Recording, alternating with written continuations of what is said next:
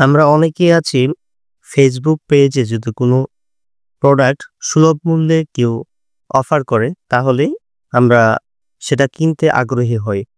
তো Facebook page থেকে এ ধরনের প্রোডাক্ট কিনে আপনারা কিন্তু প্রতারিত হতে পারেন। আজকে আমি যে পার্সেলটি আনবক্সিং করতে যাচ্ছি সেই পার্সেলটি হচ্ছে একটি স্মার্টফোন। একটি ফেসবুক পেজ থেকে আমার এক কলিগ সে তার বাসার জন্য এই ফোনটি অর্ডার করেছিল।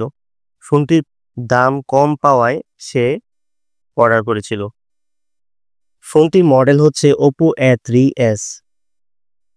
এই ফোনটি ফেসবুক পেজে তারা যেভাবে প্রেজেন্টেশন করেছিল যে ফোনটি অথেন্টিক ফোন, কোনো প্রকার আ পার্টস বা কোনো কিছুই পরিবর্তন করা হয়নি।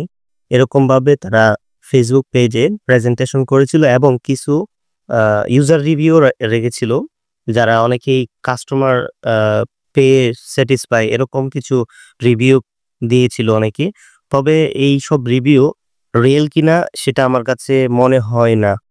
কারণ এই বক্সটি যখন আনবক্সিং করব তখন অবশ্যই আপনারা সেটা দেখতে পাবেন।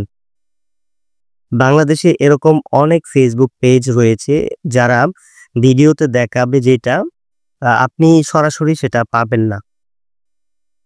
তাই আমি আপনাদেরকে বলবো, যদি অনলাইন থেকে কোনো পণ্য ক্রয় করেন তাহলে অবশ্যই যাচাই-বাছাই করে তারপর ক্রয় করবেন, যাতে আপনারা প্রতারিত না হন।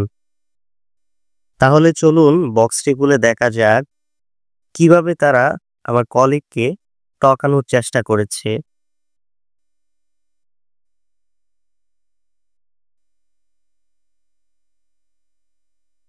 তো দেখতেই পাচ্ছেন আমার হাতে Oppo A3s স্মার্টফোনটির বক্সটি। তো আমরা দেখব বক্সটি খুলে কি, কি থাকছে এই ফোনের সাথে।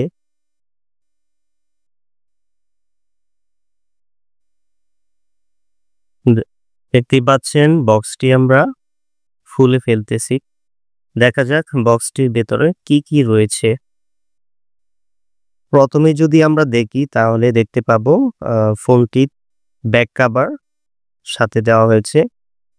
তারপর হচ্ছে আ একটি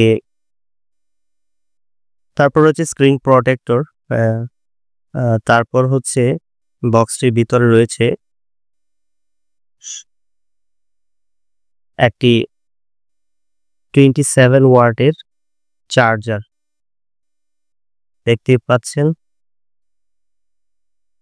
এবং আ সাথে রয়েছে একটি চার্জিং কেবল।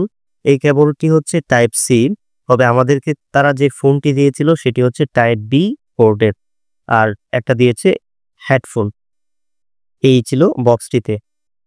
এখন দেখব আমরা এই স্মার্টফোনটি কেমন। তো দেখেন ফোনটির আউটলুকিং অবশ্যই দেখতে একদম নতুনের মতনই। দেখলে সবাই বলতে হবে যে ফোনটি কখনো ইউজ হয় নাই, একদমই নতুন ফোন।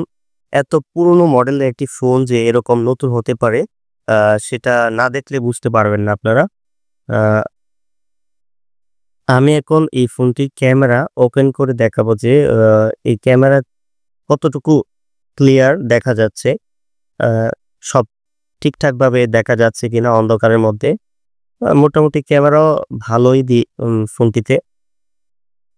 দেখতে পাচ্ছেন যে ফোনটি দেখতে ভালোই বা দেখতে একদমই নতুনের মতনই। তাহলে কেন ফেসবুক পেজ আমাকে ঠকালো এই ফেসবুক পেজটি?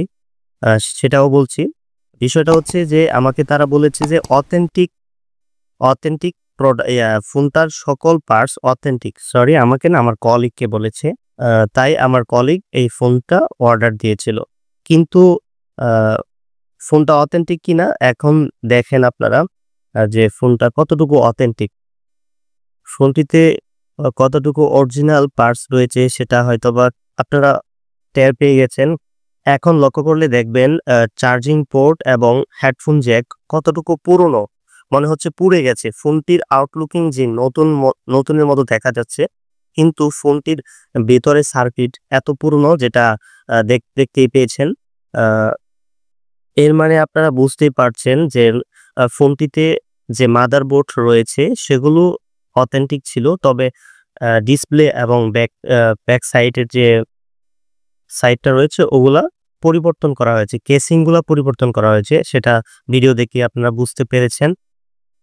আপনাদের প্রতি আমার সচেতনমূলক বার্তা এটাই, অবশ্যই যারা পুরনো ফোন কিনবেন তারা অবশ্যই ফেসবুকের অফার মূল্যে, অনেক কম অফার মূল্যের কোনো ফোন কিনবেন না। অবশ্যই সেটাই কোনো ঝামেলা রয়েছে তা বিদায় তারা কম মূল্যে দিচ্ছে সেটা। আর অবশ্যই মার্কেটে ভিজিট করেই একটা ফোন দেখে শুনে বুঝে তারপর কেনার সিদ্ধান্ত নেবেন। আজকে এ পর্যন্তই। সকলে ভালো থাকবেন, সুস্থ থাকবেন। আল্লাহ হাফেজ।